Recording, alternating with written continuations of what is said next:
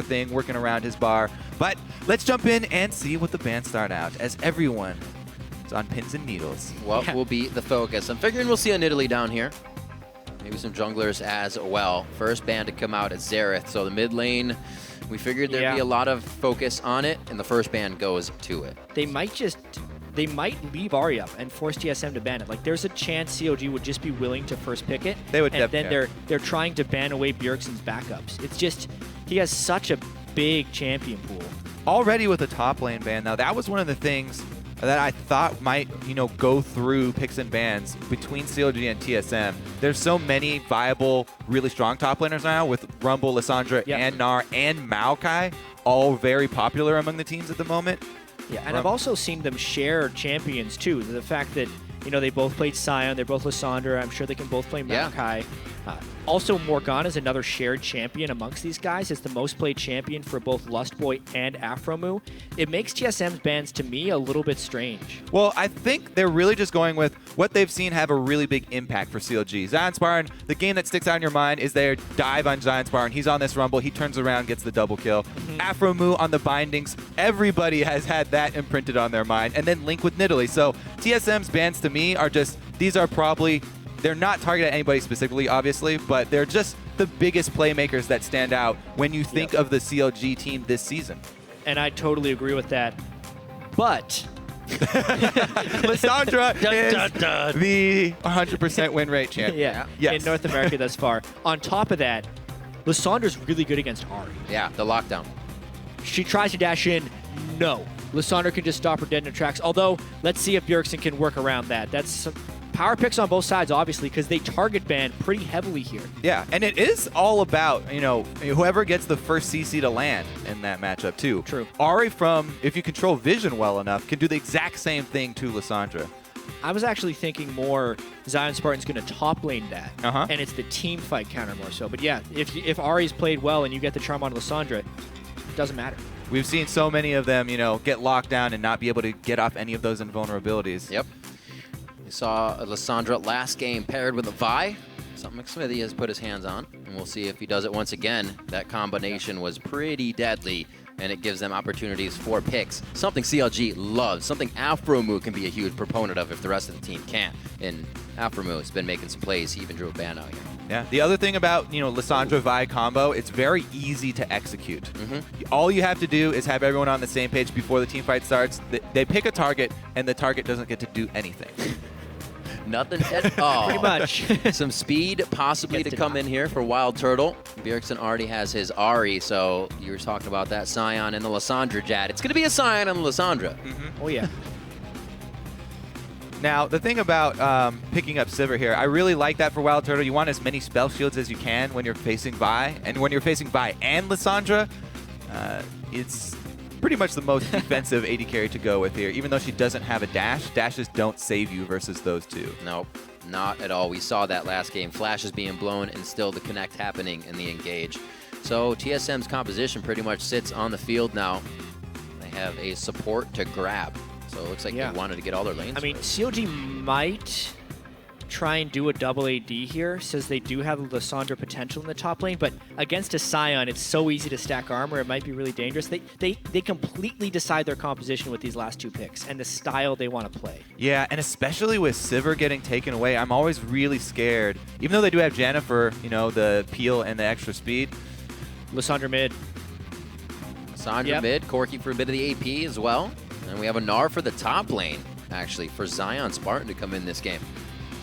So, Corki picked after Sivir. I think there is a high chance of a lane swap for CLG, especially because they do have Gnar, who has that range form and can utilize it as well. Interesting level 1 expected. Not only possibility of lane swap here, but also Sion on one team always makes things that much more interesting. Oh, man. Hey, Mata said Gnar support was one of the best, right? It could happen, man. He did. Bring it on. He did say that. The truth is under question. And he could be locked in here. Actually, didn't even notice the little one made her way through bans here against Team SoloMid and Chronologic Gaming in this one. And it might just be locked in by Lustboy. Yeah, I mean, the most interesting thing about this is Lustboy's actually only played 3 supports. He's played Janna and Morgana almost exclusively because they themselves banned Morg, COG to Janna. the Annie makes sense both from a comfort perspective and from a team comp perspective, needing to just go in. I mean, there's a lot of people online that are worried with all the hype around this game. It's going to be the longest, slowest, lowest kill TSM CLG game in history. With all the hype? That's unlikely with these team compositions because there's not much disengage outside of the Janna and a lot of engage. There's definitely a lot here, especially for TSM locking in that Annie for Lustboy. Now, the thing that is only a little bit curious to me, I really thought that CLG were going to go with a Kalista late pick since they took Vi and Lissandra so early.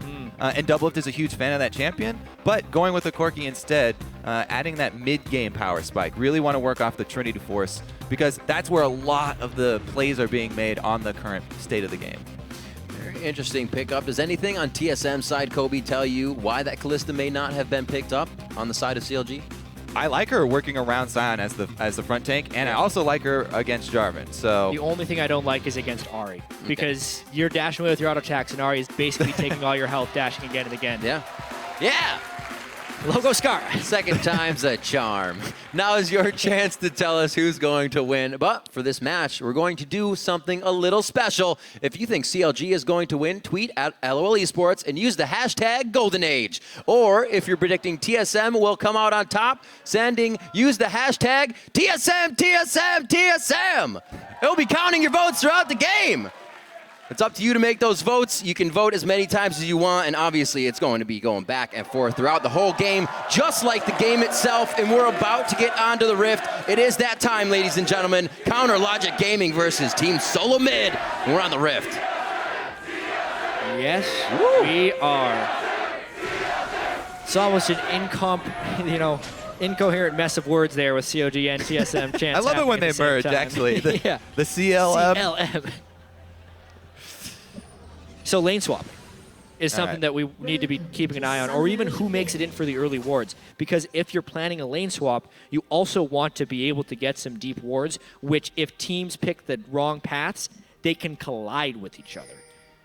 All right, so early move up top there. Lustboy does drop his Trinket Ward extremely early. Everyone grouping up on the red side, hoping for a CLG, which is interesting because if he gets his ward down in time. Yeah, you don't usually see the blue side invading that red jungle.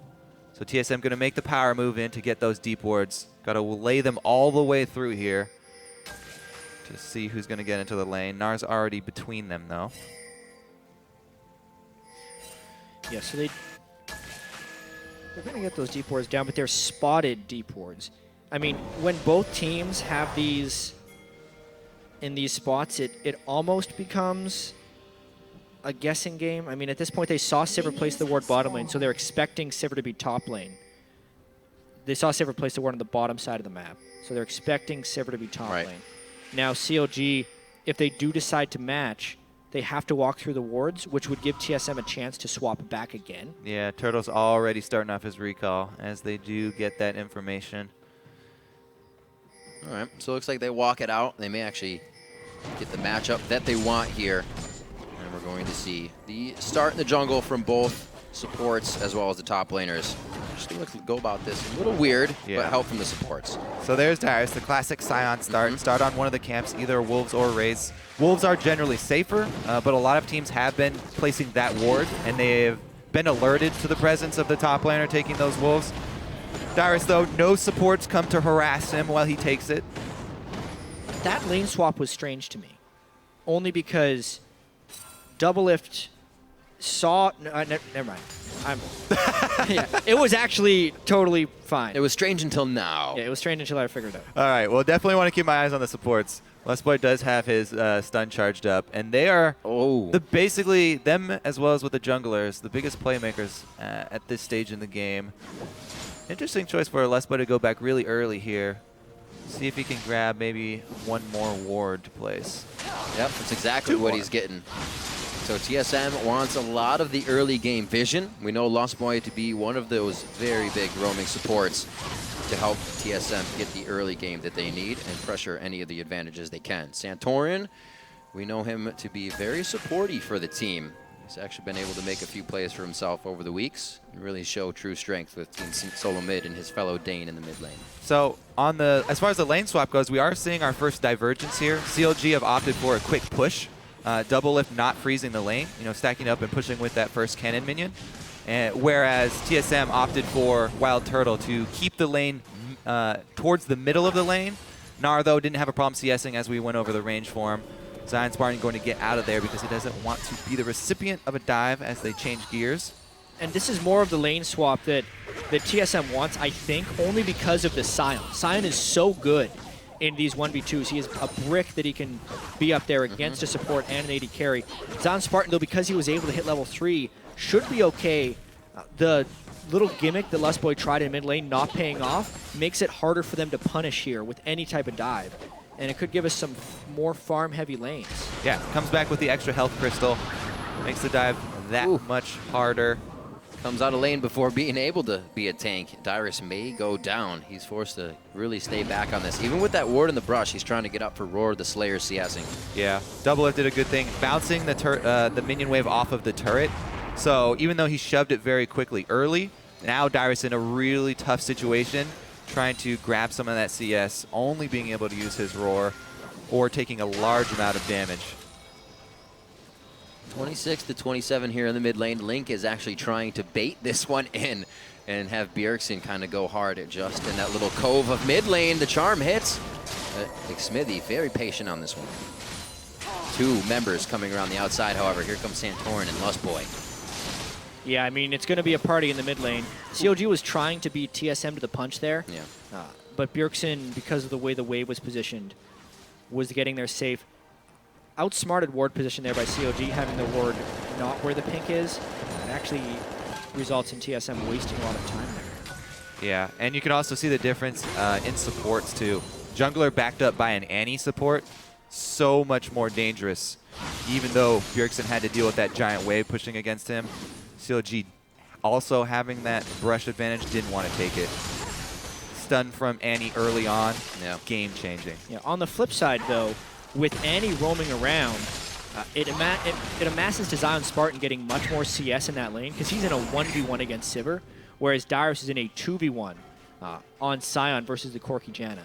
And that is paying off in top lane CS for Zion Spartan. I'm expecting him to be big as well after that. We've seen him take hits in the early game and be down quite far.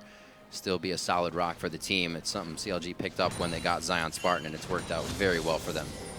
Yeah, something else working out for Zion Spartan is the change to health crystals where you can upgrade them straight up into a Giant's Belt. So that's he's taking nice. Frequent trips back, but every time he backs, he upgrades his defense stats in a small manner. So it makes it harder and harder to pull off a dive. Oh, it could be first blood for Double Lift. A few more shots. They're under the turret, and he does get the kill, but it's going to be Afromu that secures it with the auto. Man, that was really solid play by both Double Lift and Afromu there, knowing that they were going to go for the dive and Afromu preemptively taking the turret shots so that Double Lift can place down the damage. They did burn a lot of summoners for that, but getting the kill would have been nice to get on a Double Lift. Still worth it, though. Here comes Smithy, going to try and answer. Does have the Raptor buff, so he knows there's no ward. But Lustboy just holds on to his stun charge, so especially when you're facing a level 6 Sivir, really difficult to make much happen in that bottom lane, and he goes straight back to farming. So, see if there's any pressure on Santorin to make some moves now, knowing something already happened in the top lane. Double Lift getting a kill on his first Corki play of the season. So he's going to be able to play real strong with that one. Good clear by Xmithy on the ping. Something I have to note, I was looking at the wards killed stat that we have, and Xmithy has killed 14 more wards than any other jungler in the NALCS. By far the best vision denial of any jungler. The next closest was Santorin, 40 behind him. Xmithy's killed 111, and I believe Santorin has killed 71. So the two best junglers at vision denial, but Xmithy, the ward killing master. Woo! And I think a lot of that does come from what jungler you're playing, because a lot of the junglers that go with the Trailblazer Smite Raptor buff pretty much on cooldown, Yep. so they get really high ward clearing numbers. Whereas people who go with the Lee Sins or the Jarvans and get the extra slow from Stalkers, bit lower on that score. Zion, though, with that Gnar in the lane swap, was able to use the range very effectively, and he'll take his CS lead into the 1v1 with Dyrus now. Not having too there. much trouble. There's the stun. Going to be the Gnar to the wall. He actually flips him back. Oh, didn't get the Gnar stun in the wall. Zion has the ult. Yeah, he just missed it off the edge. Nice try, though. Aggression from Zion gets control of the lane. Looking good for CLG so far. 8 minutes in. Doublelift with that kill as they swap back to the bottom lane. Now have a bit of power against Wild Turtle and Lustboy, but still have to be afraid of the level 6. Not too soon, though. Lustboy is actually only level 3 from this early game roam, so things could go wrong down here. First thing, too, we see some early vision from CLG, starting to move that vision ward, vision line up in the blue side jungle. Man, Dyrus. So aggressive. Oh, if he just stood in front of him. Then he would have been stunned to the turret, but it may have gotten him. To talk a little bit more about this, when TSM has beaten CLG historically, it's been laning phase. Right. Oh, actually, that's a fight. That goes on to Bjergsen. They're able to lock him down. This is what CLG has done throughout this split, is find single picks around the map. Bjergsen just gets out with his ultimate there. And that's that vision I was just talking about. CLG placed this first preliminary line inside the blue side jungle. They use it. They don't kill Bjergsen, but they took him so low and took out the Spirit Rush that they still have control. Wild Turtle gets himself into a sticky situation there. Ultimate to get out. Now that's 2 ults used in defense by Team SoloMid while trying to protect their own jungle. Bjergsen very low. Could be making a risky decision to come in here. The team is, however, backing from the fight. That teleport from Zion called everything off for TSM. Link was blown up, yet CLG still pushed in on that one because of the teleport coming in from Zion Spartan. That could be the dragon, but it's going to get Dyrus back in the game a little bit. He really needed that, too. I mean, Dyrus had to use his teleport constantly to get back to lane because of the well-played way that CLG handled the early lane swap, utilizing Gnar and Lustboy going for more roaming influence on Annie rather than 2 versus 1. Yeah, and I have to get back to the point before all the action happened of TSM historically beating CLG when they can outlane them. But in this split in particular, CLG has been laning better than TSM. The CS differential at 10 across the board from CLG is higher than that of TSM. Wild Turtle in particular hasn't really differentiated themselves from opponent AD carries, and we're kind of seeing it again here in a couple of the lanes, bottom lane and top lane. The only thing that is not holding true, and the TSM is doing this game, is Bjergsen winning that mid lane, 98 CS already. Yeah, back to that mid lane once again for TSM. Lustboy and Santorin coming to supplement the vision for Bjergsen. Spirit Rush back up. They're going to have to look to their star mid laner. Got to make plays. We've seen Bjergsen by now have solo kills in his lane. That hasn't occurred this time, so he's still looking to get going. That doesn't mean he's not going to get a triple kill coming up in this next fight. Looking to go for the Morello Namakan in his build. Might actually have beams coming out with the build so far for Link. He's got to make sure to get a little bit of magic resist, just because of the all-in threat. Too much explosion. So the wards pushed up now for TSM, showing pinks a little ahead of where they can defend them, but that means they're feeling good about the pressure they have, as well as a few forward wards down behind that dragon. Right now, it's all about focus as we watch Nard out Zion Spartan. Go ahead and ward. Won't be too much fight against Dyrus in this top lane, but like we said, he was able to just get back somewhat, match the CS of Zion Spartan here, so things might go a little bit better for him. We are slowly approaching that point 4 Trinity Force double lift, though. CLG moving in one more piece for him, and they can actually bring that Corki's power over to the mid lane and try and push in Bjergsen, make use of these rockets. An incredibly close fan vote, too, here. In a close game. Fans holding back. 200 gold separates these two. And TSM has actually been a team to forego early Dragon on multiple occasions. They don't really care that much about it because they want to get the farm on their team, maybe get turrets, and then take the map with vision control. This time, though, CLG was able to take the Dragon without really giving up much. Yes, Link did die in the blue side jungle, and they gave Darius a little bit of farm, but it was no turrets and no huge amount of farm to an individual. Doesn't want to fully go on the fight.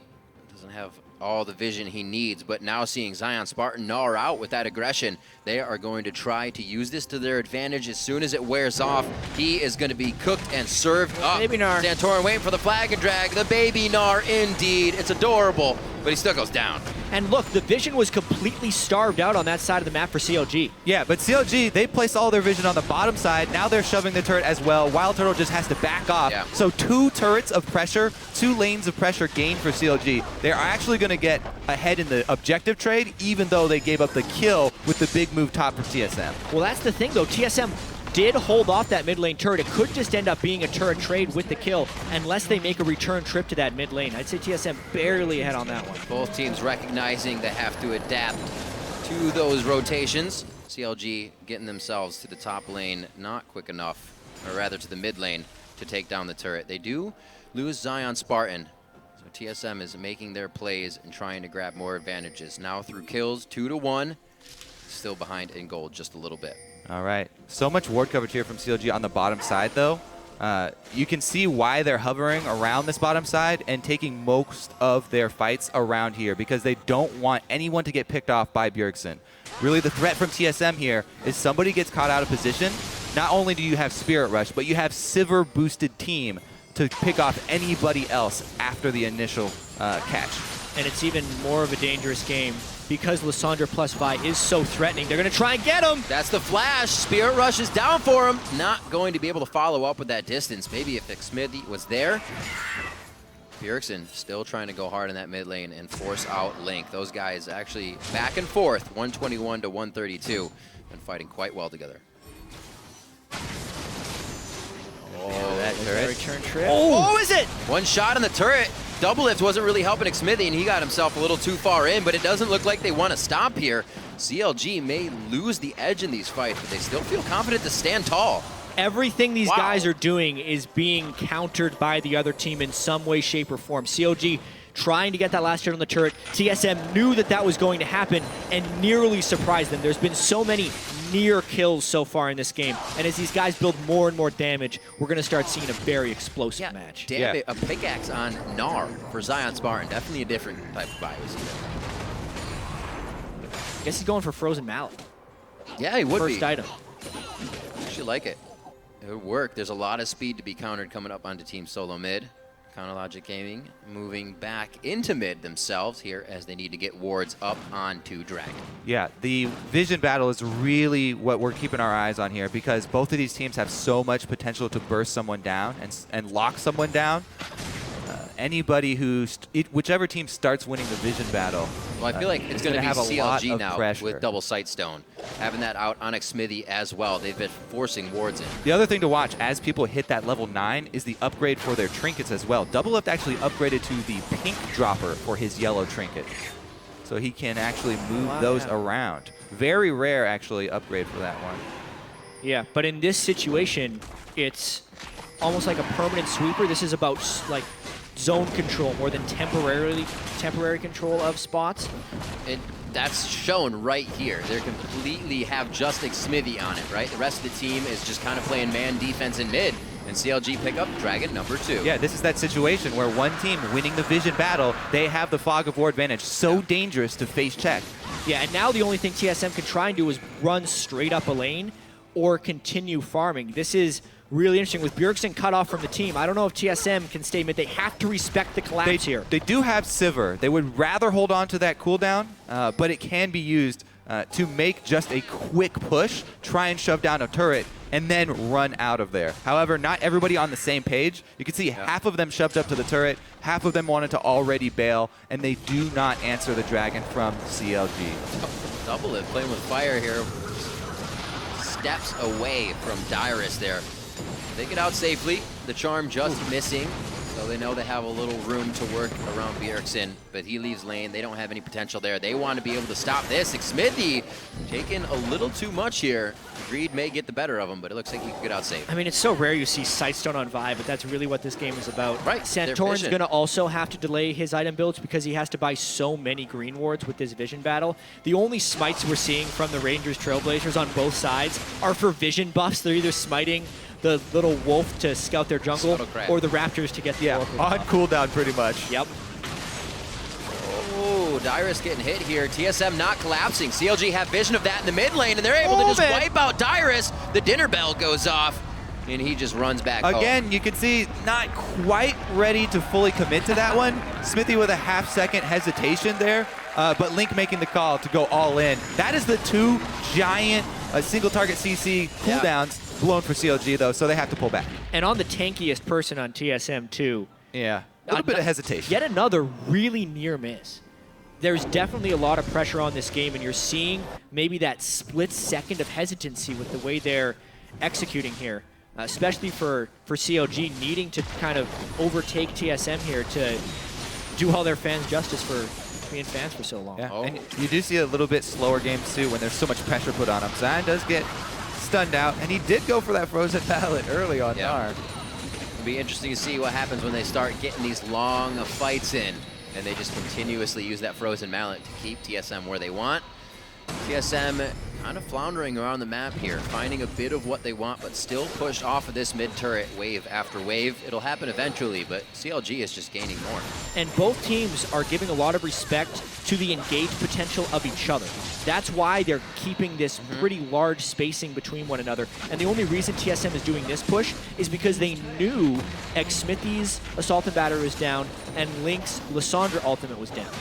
Gives a window that TSM can punish and evens the goal for the game yet again. Yeah, those are the big cooldowns that they want to keep track of. As well, they're always watching the rage bar here from Zion Spartan.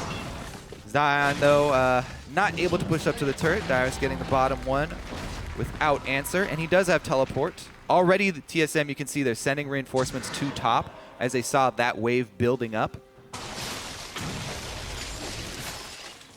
Wild Turtle put a brutalizer in his Sivir build. It's actually relatively common. Yeah. You have a lot of spell damage on Sivir, as well as Ghostblade helping the mobility more late game. But early game, that combination with BF Sword Brutalizer is a large amount of damage. Nice spike there for him. We do see the Trinity Force has been finished for some time on Double Lift and his support. Aphromoo picking up that Mage Eyes. You know, the game's going to be a little bit more bloody as we continue on. CLG still trying to dictate as much as they can. Retreating would put them in a full line of wards for TSM, but if you look now on TSM's side, they don't have any vision of CLG, so this is where it gets scary. You're going to have to be very careful of how they approach any of this Fog of War. Yeah, the top one, that last outer turret standing. You can see even Dyrus on Sion taking the long way around.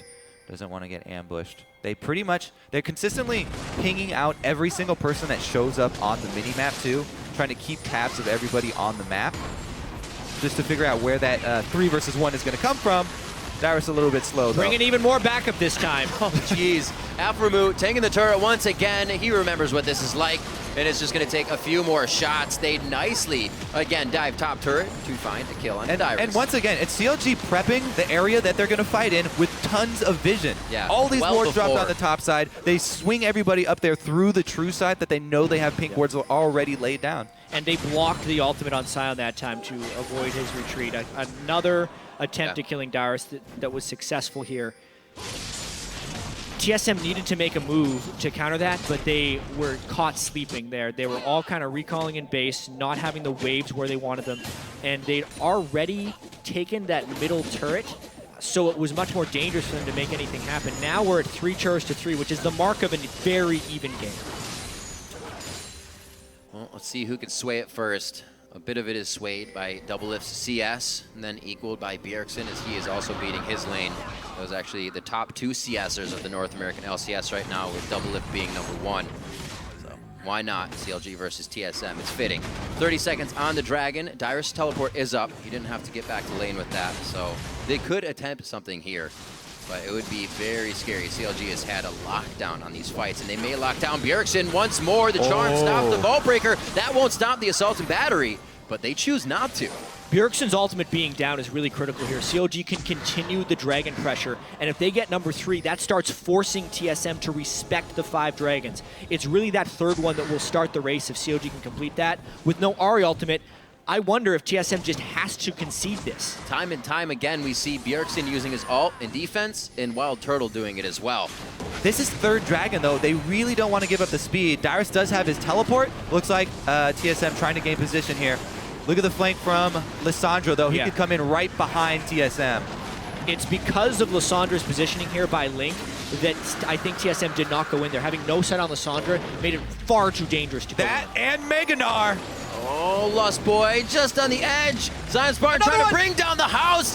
Hits him with the toss. He's going to take a bit of damage on this. Lust Boy's forced to flash that time. And it looks like Counter Logic Gaming is going to try to actually react to set up defense on a top turret. Great job by TSM to go tops or mid to top here and get something out of losing that dragon. Now, the early dragons, everybody's on the same page. People are fine with giving those up 4 turrets. Okay. But as you get to this point in the game, the third one, you start to worry a bit, especially when speed is so important in this matchup. Yeah. Well, it was the amount of 3 dragons that TSM, oh man, going in. CLG, don't know if they fully wanted that one. Xmithy got blown up immediately, and Double Lift is kind of hanging on the backside, missing a rocket there. Link almost getting out of this with a boomerang just on the edge, and he does. Double Lift way too close to the fight. TSM turns back hard. Is Zion Spartan big enough to carry the entire team the rest of the way through? He misses the boulder toss. Wild Turtle is all out of speed ups, all out of steroids. Zion Spartan on cooldown for the throw, but he should have it back up in time. The spell shield comes out, but Turtle's still going to fight valiantly for one more kill. He can't get it, and CLG come up big on the fight. And the fight just kind of appeared out of nowhere. They ran into each other, I think, in a lapse of vision control. After so much planning, they just clash. And boy, was it a close fight with CLG barely coming out ahead, as they have in most engagements thus far. Such a crazy fight. Beautifully done. Yeah, and all that TSM, Bjergsen and Dyrus peeling off from that very early, all that they got. He has all. Ooh! Just a split second away. All that they got done was 1 ward there. See that again, look at that. That side jungle. Shifts in the night. So maybe Smithy thought Dyrus was there, but everyone else on TSM was behind the wall, and Smithy gets instantly blown up there. And then the zoning here from Link. Afromu comes in to save him right when he comes out of his own ultimate and barely saves him. This would easily be the turning point. That was pretty much single-digit HP right there. Yep. Even with Double Lift on the front line. Meganar, he jumps over-calculates a little bit, then has to flash backwards for the ultimate, but he splits the entire team. All 3 members surviving of TSM are forced in opposite directions. Well, the biggest thing about the end of that fight is a lot of teams have gotten really good at playing around Nar's Rage Bar, but because that fight happened so unexpectedly, nobody could keep track of it, and Zion, with all the nice plays that CLG made, shields on Link, a heal from Double Lift to keep him alive, it was that Gnar ultimate coming up at that time that really turned it from Zion Spartan. Well, and the Frozen Mallet, Gnar. Yeah, that looks pretty annoying. We'll get the shield from the inner turret. Doesn't have to ult out of this. CLG is going to use everything they have along with this wave to try and topple this bottom turret and make their way onto the base of Team SoloMid if they can. Pushed off once more as TSM obviously able to rotate a little bit easier now that the inner turrets are closer to each other, but CLG is still giving them a lot to think about. They finally have just over 1,000 gold lead, the biggest one we've seen in the game. See if they can stretch that a little bit more. It's now up to Team SoloMid to start making plays. It's really the first time, other than their loss to Team 8, we've seen them on the back foot here. Yeah, big item threshold is on the horizon for CLG, as Link already has the biggest component of his Zanya's purchased. Once he gets his second invulnerability, much more control of the battlefield. So looking at the early game, could you reflect on it and say TSM actually came out of lanes winning with what they were going into this game looking for? I wouldn't actually say that. I feel like CLG won the lane swap game because of the bottom lane and top lane both having advantages. The only thing was Bjergsen was able to outfarm, but that wasn't necessarily from the early game. That was just Bjergsen being Ahri and Bjergsen. Yeah, and I want to touch on something again. I keep on checking in on this vision war because the gold is so close pretty much this entire game. Really the most telling thing is that CLG constantly have this deeper line of vision in TSM's jungle. And it's also, look at how deep the pink wards make it into the opponent's jungle, because a lot of people can make a rogue mission, get a normal ward in there, but it's the pink wards that are the easier to clear ones and really show who feels safe going where. And if CLG has pink wards consistently on the side of TSM, it means TSM is not feeling safe. Not at all. They have not been able to really approach these pink wards. The first half of their jungle has been owned by Counterlogic Gaming for the past 5 minutes. And for some reason today, mid lane has just been seeing a lot of fights. This is like a battle royale area. And with 1 minute on to Dragon, he's being a help to that situation. Bjergsen with blue, not being denied that this game. So the play is possibly still made from him if they can get this fight to go in their favor. But not a regular game from him either at 0-0-3. Yep, Bjergsen hasn't been able to make those charms connect. So many we've seen just graze right by double lift, which could have been big plays. But really, once again, it's CLG. Big play. They charmed him. Oh, it wasn't double lift, but it was Aframu that time, Kobe. Lynx there by himself. The teleport's coming in on both sides, and we're going to get some more fight going on here. Wild Turtle's going to get popped. It's back and forth now as they start trading retribution kills for each other. That's Lustboy going down, but he did get Tibbers out, so he was able to help with the DPS. They start to back off of the fight, and it's a 3-for-2. And even with the catch onto Aframu, it's still a close fight afterwards. That's 2 fights in a row now where someone from CLG has died immediately at the start. This time was a little bit more important with no Monsoon to clear away, and the Dragon is live. That's the critical thing here. TSM, though, not confident to go in since double lift is such high health. That's really, really worrisome for TSM because CLG have stacked up their dragons so quickly. They have been taking those on cooldown. 3 already. Number 4 would put that extra pressure of CLG, and with their vision control and a 4th dragon, they would easily be able to draw TSM into the fog of war. So they really don't want to give this one up. Dyrus trying to keep them off of it. There's such explosive fights too. Dyrus, though, he can't do much but try and delay damage onto him instead of the dragon. This is going to be close. The fight is approaching. Even if they get the dragon, I think we see a fight. Dyrus doing his damnedest to pull them off of it. The dragon does go over. Number 4 to Counterlogic Gaming, but is the fight something TSM can capitalize? Hopped over the wall, and they're left waiting with nothing. Ooh, that puts TSM on notice. It is so difficult for TSM now. All of the things that do not show up in the gold charts, the dragons, the vision, everything going against TSM here. They really need to get a good pick. It shows how much has changed between these two teams, that CLG is the one with 4 dragons coming into this one. It's Frozen Mallet, though. There's no escape without burning ults or flashes. This is what he was looking for with that buy. That's the ult again, used defensively by Bjergsen. The other thing that's not showing up in the gold is the 15-stack Medjay Afromu on Janna. Slowly creeping up without anyone noticing. 15 pages in the book. It's 5, so that's he had 10, and then he died. But it will creep if they win another fight. Hey, they get the dragon. Like you said, Jat, the 5th dragon looms over the head of Team SoloMid. They are now... It's the Vision War, too. What a bold play. They already have 4 dragons. Right into the Baron. Counterlogic Gaming putting their foot down here in a pedal to the metal at 31 minutes. They look to take Baron completely uncontested as they have their dragons. And TSM, again, left coming up a little short. 1 step faster by CLG, and it's TSM that has the Sivir to make everyone run faster. So it's not been their game quite. They need to try and get some type of turret push going, but without vision control, and because they have to respect that Lissandra initiation, and because Zion Spartan's Gnar has been pushing people around, they're just getting all the important things and close team fights. We talked a lot about what would happen in the mid lane. Well, Bjergsen is getting going. CLG and their teamwork really coming up on top of this one. Able to control the map, do what they need to do, and push the wards forward while guarding them at the same time to keep the advantages. Here already inside TSM's jungle, ready to take more. They have no worries about these waves to be pushed. Mid's already there, and now looking for bottom with the map objective free of Baron and Dragon down. Yep, outer turrets next on the menu, definitely here for CLG. Baron-empowered recalls allow double lift to get back and finish up a Quicksilver Sash for himself too. So even if the charm lands now on the AD carry, double lift has answers. And the dynamic of the game really changes with Baron buffing 4 Dragons on CLG. It's no longer a close battle of wits here. It's TSM playing from behind and hoping for a really favorable fight.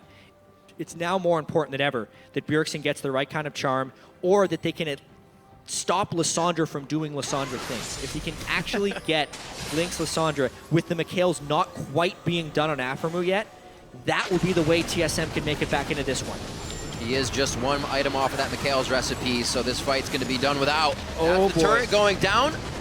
Thought we might see Xmithy go a little bit harder than that, but he stops after the Vault Breaker. We do actually have Zion Spartan down here. I was looking for him in another lane, but they won't need to tend to top just yet. And Doublelift feeling very safe to stay on the front line here. He's done so all game. Hasn't really gotten caught out for it. Yeah, I think this once again is a great example of how CLG, with their strategy coming into the game, they have everybody in alignment. It's so easy for all these guys to prep for this game since there was so much pressure. Everybody was looking towards this one, but they're all on the same page here. They have the tools to deal with Bjergsen, even if he did get fed. They focused very early on in their picks, Vi and Lissandra, because they know that there is this one person on TSM that can take over a game. Yep. So they even had backup plans if Bjergsen on the mid lane did get out of control. And right now, it's so hard for him on Ahri to make that play, the game-winning play, to try and get them back in this game. The thing you're talking about, locking down Lissandra or something. Yep. It's so dangerous for him to go with those. Right, like chat said, leave him up with the Ahri, but it can be locked down with Lissandra. That's what Bjergsen's been dealing with, still trying to make plays. He does have the Rapidons, a Void Staff now as well, so he can start to get through a little bit of that resistance that Link has put up. And now 1 minute and 30 seconds until the all-important 5th Dragon would respawn for CLG if they can get this. But for once, they don't have impeccable vision control here at the Dragon. They do have the deep wards for TSM's jungle, but not the forward wards. And this could end up having to be the fight. He's got someone with the mallet. We're going to see something. This is great time for Zion Spartan on the Gnar. Bjergsen gets to do nothing this fight. 45 seconds on his death timer. Wild Turtle uses his ult to get out of the fight as well. That's going to be one more shot. Doublelift takes aim. He fires. The spell shield catches. That one's going to miss. This will go on. He finds the third one. It's a charm. And they are going to be moving on. 3 down for Team SoloMid. They had nothing to say about that fight. Link's already got control of the mid wave, and they're going to push straight up towards that inhibitor turret. Let's see if Doublelift can get there in time. That was a long chase on Turtle. Yeah, but now the wave clear is pretty much pushed back. Dyrus wasn't even there. He had to, I think he canceled his teleport because the fight went so wrong. Wow. Literally, TSM caught sleeping there. Well, they just got caught by Gnar. The Frozen Mallet Gnar has caught them in so many strange situations that forced their hand, and Bjergsen was not willing to burn his Spirit Rush in an escape capacity, cost him his life. Little did we know that Frozen Mallet would play such a big role, being the first item built up here from Zion Spartan. Not the first time we've seen it, but definitely the first time we've seen it being so effective. And Counter Logic Gaming now knows their power, and they're not afraid to push the advantages. It does create a dragon fight that we get to see again, though, because everyone will be alive for it. It's just TSM is filtering in, not quite in sync because of all the deaths. Speed trying, dragon trying, kills advantage. Let's see if CLG can pull this off. 1 by 1, less ults than last time. Zion Spartan again in Mega Gnar form. He's going to be able to do a bit of zoning, and the poke from Doublelift has already started to put TSM down. That Link ultimate just off the edge. This could be the comeback here for Team SoloMid. The ult goes in. That's onto Santorin. He's pretty tanky from the Vi Assault and Battery, so he stays alive. They continue to fight. Bjergsen back in. He hits a Foxfire. Now going for another one. He's going to get a double kill. Bjergsen starts to pull the team back in the game as they control the fights together. The only thing that could have given TSM something. Are you kidding me? Link whiffs a Frozen Tomb on himself. That's what lost them the fight. As soon as he came out of that, they instantly killed him. TSM miraculously, 1 by 1, somehow gets this fight, and they prolong this game. I can't believe they prolonged the 5th Dragon as well. Twice a fight went down to that area, and TSM finally come out on top. They hang on for a little bit longer, but they are still very much behind. That's just 1 dragon for TSM. They're trying to get some more global gold back here, but really, they should be focused on getting some vision around the Baron site. That's going to be the site of the next big battle. It's coming up in less than a minute, and CLG can easily move up there. They already have 1 pink ward in place. As long as they just move up that line into the red side jungle, TSM having to come into the fog of war and take another one of those scattered fights, it cannot go this way again. Watch this. Link just ult a person, not yourself. He ults himself there, and then they kill him immediately. Santorin with the godlike knockup, not allowing him to Zhonya's afterwards. That kind of triggers the fight, and then how do they get double lift here? He goes crazy. He's Valve's doing in the wrong okay. direction. I mean, everything, the only misplays that Link and Double have made in this game were in the same fight. And they dumped a lot of their cooldowns and damage into Dyrus at the very beginning, too. They caught him out. Sion just soaking up so much from CLG, and he didn't even go down in the end. He was a beast. Right after that, we saw Team SoloMid take bottom turret. Wild Turtle sprinted to top, got himself a BF sword, now trying to finish up that Bloodthirster to stick with Double Lift in these fights. He's also got himself the Scimitar now, so he can get more damage in. Bjergsen, once again, no, he gets out with Spear Rush. Xmithie's way too deep for the team to save him. Now Aframu's taking the damage, and he could go down. That's going to be worse. Dyrus calls in the dinner bell. Going to feed on Link. Can anybody help him, though, and get to the back line?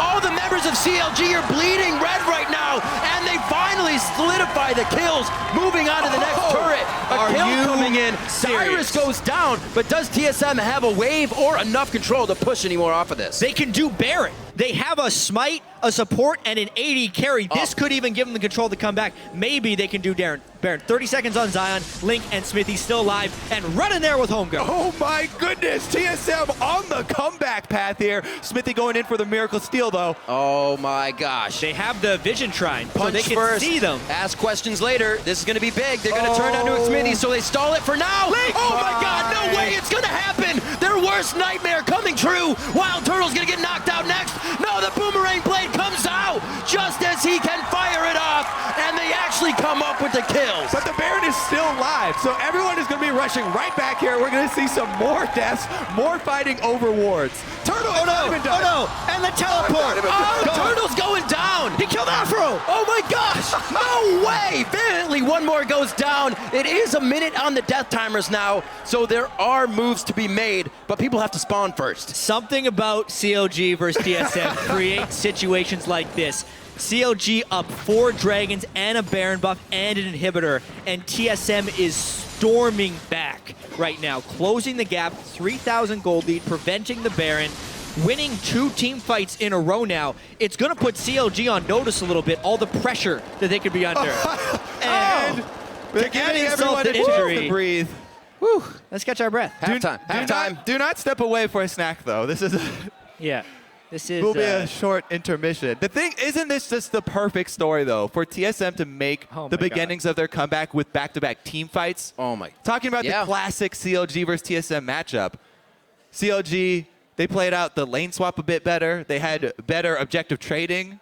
And then once they had better ward control the entire game. And then once they finally get into the meat of it, on the brink of 5th Dragon, let's go ahead. They lose team fight. Let's take another look at that recap Baron here. fight. Let's see what actually happened here. Take a look as this pause goes underway, because that was intense. And overall, that pickup by Turtle to go back and get the BF sword played off huge here. So jumping off the Baron was the right call by TSM, and then it was literally just trying to outplay each other. Link takes a bit too much damage for Zhonya's, quite honestly, allowing Wild Turtle to get him with that Boomerang Blade right away. I mean, it's such a high-pressure situation. I'd say another small misplay there by Link. And Wild Turtle completely clutch here. Count how many crits he gets. 1, 2, and the Boomerang. So that's all you need. He had a normal attack, 2 crits, and a Boomerang Blade, I think. I'll take it. Yeah. And then Zanspartan's like, can I do the Baron? No. No. He does. He was on Dig for a long time. He thought about it. And Coast. Oh, jeez. Had to, didn't you? Yeah. I guess so. So Dyrus, we'll get you guys an update on his technical issue as soon as we can. 40 minutes in right now. So the longest CLG versus TSM game on record was at that MOG in the 2013 season. It was 1 hour and 54 seconds long. That was the one that ended with the triple kill on the base and the minions killing TSM's Nexus. I'm going to go out on a limb and say we will not reach that mark. But we want I think to. you're right. The way this game nice. is going, you can see the pace of this game is continually accelerating. It was such a low kill, strategic type game until the 5th Dragon started forcing action. CLG finally took a fight, or TSM finally took a fight against CLG and were able to win one, but now the pace continues to accelerate. every time that Dragon is up, it's the risk of a 5th one. With a downed inhibitor on one side, if CLG gets another Baron, that's also the game. There's so many things going against TSM right now. And the thing in this situation, it was TSM that had no choices. They had to go face check. They had to go fight this 5th Dragon. It was CLG with all the cards. They had ward coverage. They had Dragon stacks. They had time on their hands.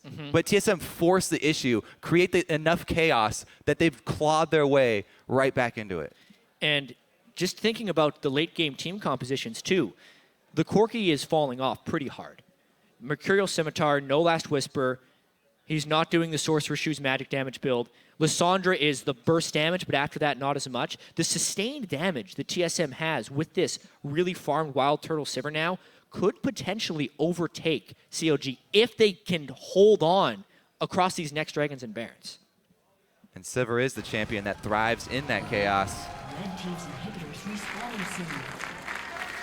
All right, getting Dyrus all suited up, and it does look like we're going to be good to go on this one. He is back to working form. So we're still waiting for Aphromoo to come back here. Like Jat said, we're at 40 minutes, and a lot is going to be dictated by the next spawn of that Dragon. It went down recently, so you're going to have to hold your breath until then. It may have to be about the Baron. Baron indeed. Ward's going down. Whoa, they just straight up started. Wild Turtle, because of the death timers, they can start this right away. This is smart by CLG, but it can be stolen. The carries of TSM are too far away. I think TSM actually has to give this up. A 50-50 is still a very scary thing to put in the hands of any team, but it is 100%. CLGs, they take Baron. It's good to see they're not shook by what has just happened. They are not kind of sitting back and saying, oh man, we can't do anything. Yeah. They go straight for something. Aphromoo cutting off all options. Right. Not even the possibility for Santorin to jump in there. Nice knockback. I think it was smart of TSM to not go for the steal, though. Yeah.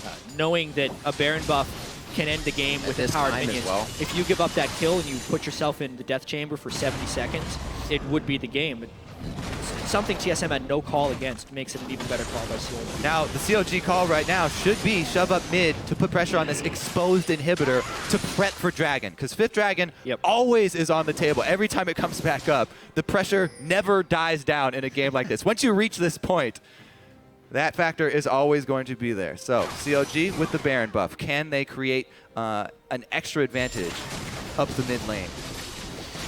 Well, they're doing exactly what you wanted them to here, Kobe, but I mean, what you do against a team with Baron buff is you try and fight them. TSM wanted that flank initiation. It all depends how much poke Pearson can get. Gnar. Yeah, if they can wait out these 15 seconds, TSM might be able to find a fight.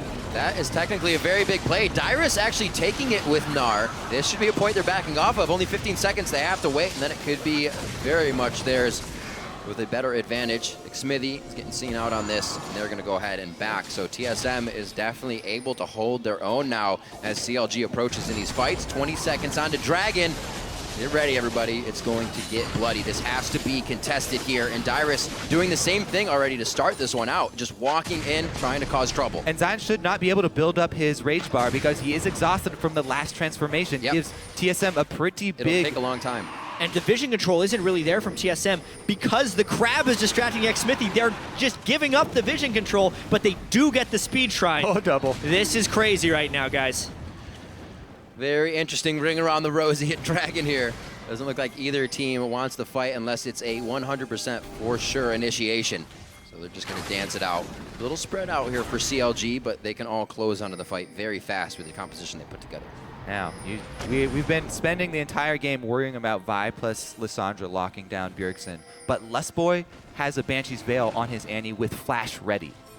This Annie can single-handedly lock up CLG long enough for Sivir to absolutely shred them. And they have everybody on the team. Charm-Lance! Talisman of Ascension, the ultimate to go in, and Smithy flashes out. That actually does not kill him with the ult from Santorin, but he's still stuck in Cataclysm. Zion Spartan with a 4-man ultimate, but he's now left alone. Where's the DPS coming from? Link now enters the fight. There's the Zanyas. Do they have the focus now to take him out? He still has the tomb to go down on. Already used it, actually. So he goes down. Double lift somehow in the middle of the fight again, and he goes down. Team SoloMid has easily just put this in their favor. That's 3 kills, but nobody on TSM died. They might ignore the Dragon and try and win the game. They're going straight down the mid lane, Jet. Bottom lane is getting actually pinged out here. While Turtle may want to stop or do something. Yeah, hit the darn turret. Need a D-man call on this one. That's going to go down. Now they're on to the inhibitor. They also stop 5th Dragon with this. If they even have to go back for it, they have 40 seconds on 3 members to keep going for Nexus turrets if they want. This would be a miracle defense here. I don't think there's any way CLG stops this one. They're trying to cut off the minions, but there's too many people on TSM, and Darius is too tanky. An absolutely amazing turn of events. Now CLG has one last-ditch effort to go for broke. TSM is just too strong. They own CLG's base here, but they don't have the minions. The focus is on the CLG. They're doing that perfectly. Now to the Nexus. It's open. It's up to 50% after being down all game. Team SoloMid persevere, and they take the Powder Logic Gaming. Coming back from the brink of 5 dragons.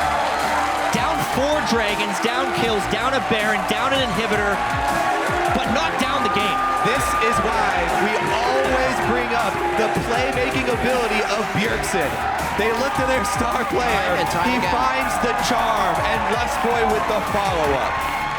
Also, Santorin dropping the Cataclysm and immediately flashing out, leaving Gnar in there. Zion had to flash to separate himself from CLG, even though he got his Gnar ultimate off.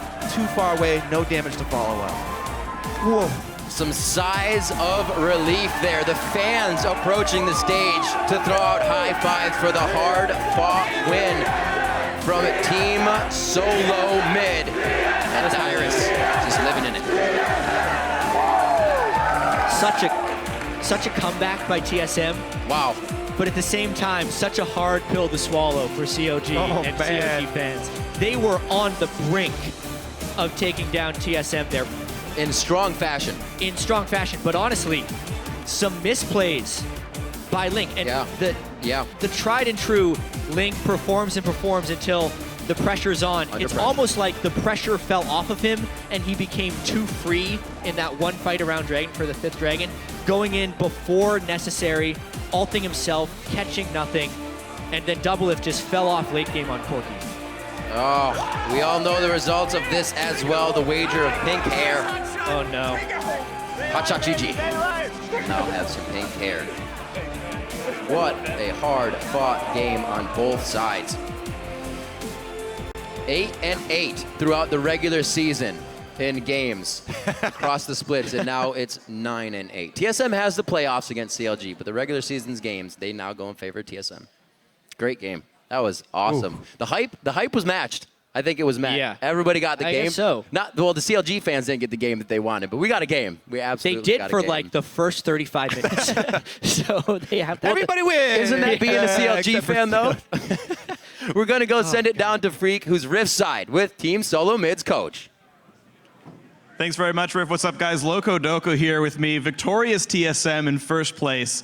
So first question I'm going to ask you, what was the last thing you said to your team at the end of Champs like before you walked off the stage? I told them good luck. I told them we had better picks, and we talked about level 1. Well, it seems like the game went really poorly to start out, though. You said, we've got better picks, a better level 1, all this fun stuff. But CLG got you guys real close to losing the game. They got a Baron, they got 4 Dragons, they got your middle inhibitor turret. What were you feeling throughout this game as the game slipping away from your team? Well, I was watching with Andy and Hotshot, and they were just being nervous, so I was egging them on, teasing them. So teasing them. Well, looks like you got some more room to tease these guys. What words do you have to say for Hot Pink GG here? Well, Hotshot, your team honestly looks really good, better than it has in like course of 3 seasons. I feel like they played really, really well, maybe even a bit better than us, but our guys were really clutch at the end. Yeah, you guys certainly played really amazingly, of course, here at the top of the North American standings. Now, we know that this win gets you almost a guaranteed spot for an invite to IEM Katowice. You'll have a chance to maybe play some of the best teams around the world. Look like maybe SK Gaming, GE Tigers is going to be there. How's TSM stuck up internationally? Well, you never know until you play them. I can say like we're going to win or Koreans are too good or whatever, but you never really know until we play them because the regions, they don't play each other. And they'll study each other and they'll watch each other play, but until you play, you really don't know.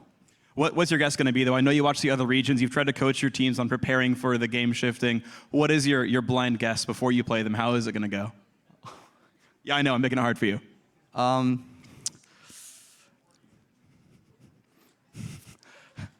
Let's say we'll do well. You guys are going to do well. Very diplomatic answer, Loco. Guys, congratulations on first place right now. Thank you very much for your time. For now, they're going to throw it back to the guys in the caster desk.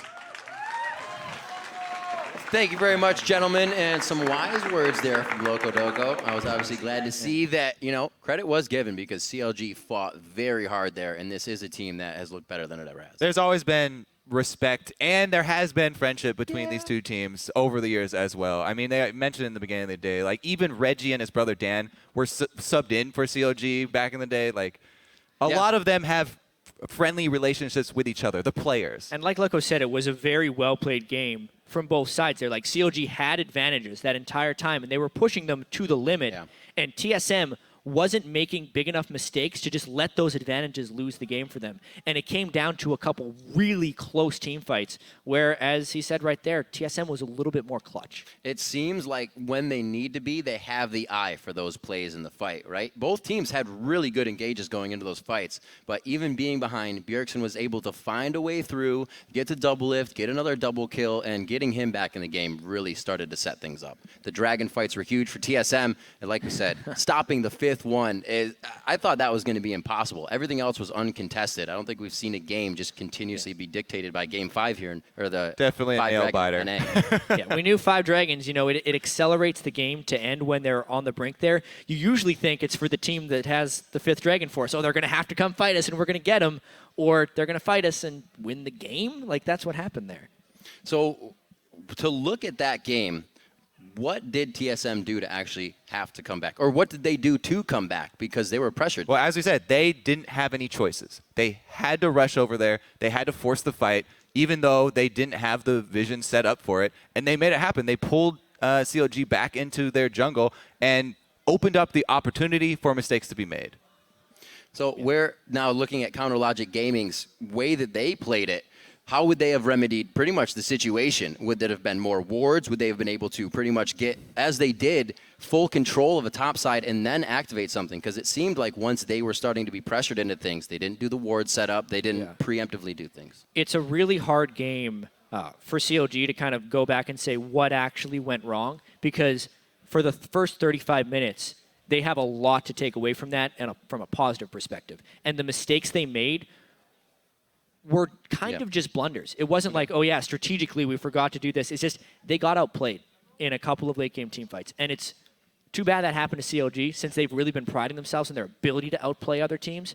But it is just one game in the regular season, and they need to take away that they're a good team. Absolutely. Actually, right now we're going to send it back to Freak, who's standing by with CLG's veteran, AD Carry. Thanks very much, Riv. Yeah, I got double lift here. That was an incredible game you guys just played. And first things first, actually, you told me before we came on camera here that the game was closer than you expected. Can you tell me what your thoughts were coming into this match? Well, I definitely expected it to be a really good match, but because both of us are so good, I expected it to be really one-sided. And as soon as things started going wrong for us early game, I was like, damn, we're gonna get stomped. Like, it's gonna be really hard to come back, because the way, like, the nature, I was just thinking about AD matchups, like the nature of Corki versus Sivir, it can get really, really bad if like Sivir can get to late game, which you saw later. But yeah, overall, my thoughts on the game was like really apprehensive. I would lie if I didn't say I wasn't super nervous going into the game, because I care so much. And yeah, in the end, we just made a couple bad calls and just threw the game. That sucked. Oh well. That's too bad. You did tell me that you stopped being nervous once the game started, though. Does you just forget who you're against and just the game takes over at that point? Yeah, like a couple of years ago, I stopped playing with name tags on, so I never called people by their name in game. I always call the champion, so I don't really care who I'm playing against. It's mostly just the champions, and I don't know. I guess I stopped being nervous on stage a while ago, just from experience, But definitely before the game, I was shaking, and everyone's like telling me I have to win, so it just kind of sucks. Like, so much pressure. Well, unfortunately, you guys did collapse a little bit under pressure, but you still got more than half the season to go. So far, CLG, I do want to say, still looks very, very good. Loco Doco just gave you guys compliments saying that you guys look the best you have since forever in the LCS. How are you feeling about CLG right now? Yeah, it's really fun to play on CLG again, which I couldn't honestly say for a really long time. It was a pretty terrible environment to play in, and just I didn't really enjoy playing with the team until this iteration of the roster. And man, it's so much fun. Like, you see, like, finally we have a top laner who's like willing to get in there and make real plays. Like Zion, he can carry games just like straight up and just make like really good initiations happen. I just really like everyone on the team, and the atmosphere is so much better. And I do agree with Loco. This is the best CLG's looked for a really long time. And I'm just glad like the game was at least close, you know, like we didn't get stomped, and I don't know. I think that losing this game is like, even though we got dethroned from first place or whatever, it doesn't necessarily mean that we can't just bounce back first place at the end of the split. Yeah, I definitely think you guys can. Double, thank you very much. We'll see you guys playing TSM later on in the year, and then we'll see you in playoffs most likely. Thanks for your time. For now, we're going to throw it to the guys at the analyst desk to break down that game and get an interview. Thank you, Freak. I want to welcome Dyrus and Bjergsen to the desk after a pretty sweet comeback victory there. Very tense, to say the least, coming in at the end of the game there. Dyrus, I got to speak to you coming into this matchup a week ago, and I know how strongly you feel about the rivalry and the matchup itself, so tell me how it feels to come away with that victory. It was insane because going into the match, I see all this hype and I see all this stuff, and I just really, really, really want to beat them. I'm like, screw these guys. But then after beating them, every time we've beat them, I actually feel bad for them because this time around, I felt like they were actually the better team, but we just performed better on stage. Well, kind words for you there, definitely. That has to make it sweeter, though, knowing that the rivalry and the team play by both sides is at one of its all-time highest. Bjergsen, when there is so much hype around matches like this, and we spoke to Reginald and Hotshot earlier in the day, and we asked them how they prepared you guys for it. You know, when the game actually then lives up to that hype, and it is as intense as it is, how do you keep your cool, especially being a shot caller? It's obviously really hard, especially when you get behind in the early game. Like, you really don't want to lose a match that is this hyped and matters so much. Like, no one wants to have pink hair, obviously, but I think it just comes with experience. Like, we've all lost a lot of games. We've all lost a lot of games, like, on the competitive stage, and you just learn to kind of keep your head cool because you realize it is really important as to show this game. It's just super important to keep your head cool. Well, let's be honest. You're not at least a little excited to see Reginald with pink hair now? I definitely would have been, and I don't know. I would Hotshot rather. Sorry, Hotshot. Well, I would love to see Reggie, but Hotshot's going to be pretty funny. That'll be. To be honest, I would have rather had Reggie with pink hair because it would be funnier. But well, you had every opportunity to throw the game, Dyrus. So anyway, I want to get into how you guys actually came away with this win because again, it was, as you said, you were down early in the game, and you had a couple great team fights and outplays near the end of the game that really pulled it together for you guys. So I want to go into our first replay, which is 38 minutes into the game. It's in the mid lane. And Dyrus, I want you to walk us through this one. So we're going to pull it up on your screen. It's the first engagement. Bjergsen gets caught out just a little bit, but manages to survive it. So, Dyrus, walk me through the decision to turn on this, knowing that you guys can take the fight. So looking here, I thought Bjergsen was going to insta-die, and then he said he was going to flash, and he got out. And I was like, oh, he got out. We can still win. Because at this point, I thought we were losing. So right here, I thought Bjergsen was going to insta-die. Somehow he flashes out.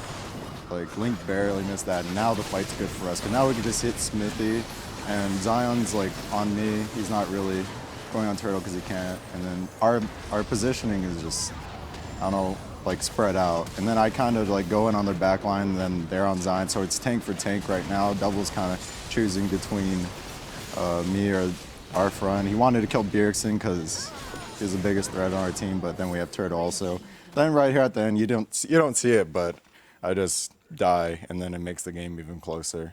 Right, well, yeah, soon after that, there was the whole Baron fiasco for about like 4 minutes where the teams were just trading kills while Turtle had some pretty stellar outplays there individually. Bjergsen, the mid lane was a huge matchup here, and we spoke about it a lot going into the matchup, just between you and Link being two top performers in the mid lane. And there has been so much discussion about things falling on your shoulders. How do you feel that matchup in this game played out between you and Link specifically? I think it played out pretty evenly. We put some jungle pressure early, and then when Vi got the level 6, they put a lot of jungle pressure. So I think it was just the matchup is very even, and we both have very even amount of jungle and support distribution when we come in and help. So I think it was just a pretty even lane overall. Not really too much action, and it was really just about the team fights. Now, one other small thing about Champions just is the fact that Lissandra coming into this game was 100% win rate in the LCS, 10-0. You guys handed Lissandra her first loss. So going into Champion Select, though, and I'm sure you guys have some idea of the statistics that roll around champion picks, why were you so comfortable handing over a champion like that?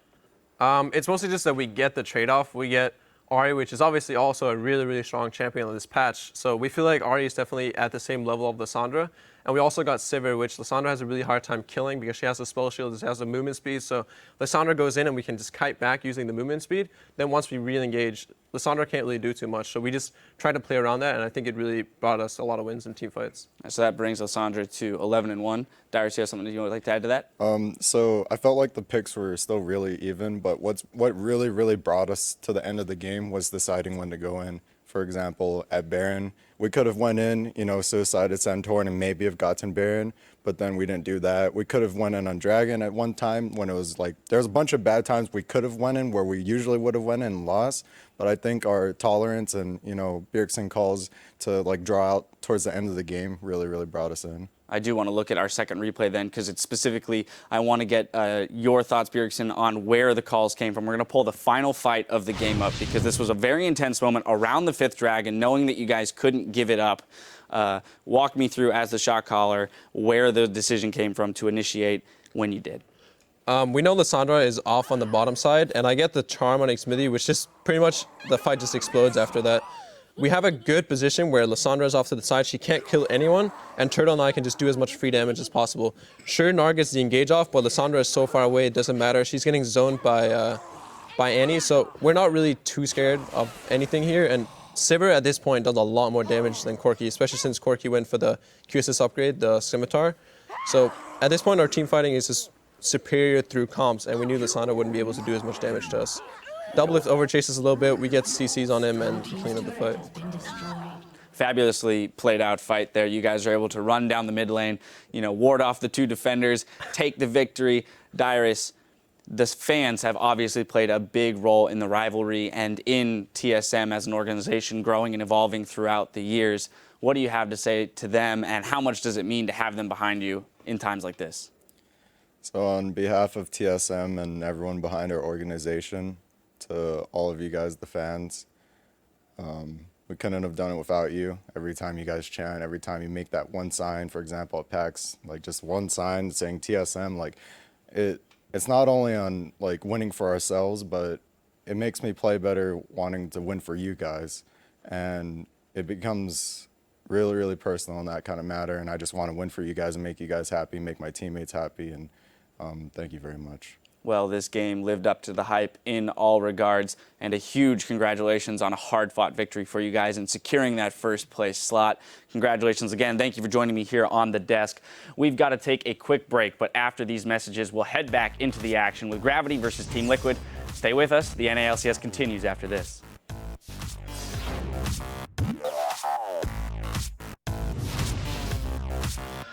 Let's do it, boys.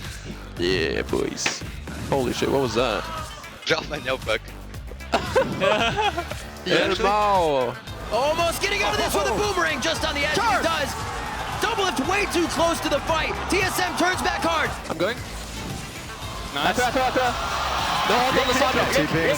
TP. Link. No. I have ult. I'm charming Nar. He's making Care Nar. I'm flashing. He has ult. I ult him. Alright, Corki and Vi still alive. You guys need to kite them. I have charm. We're fine.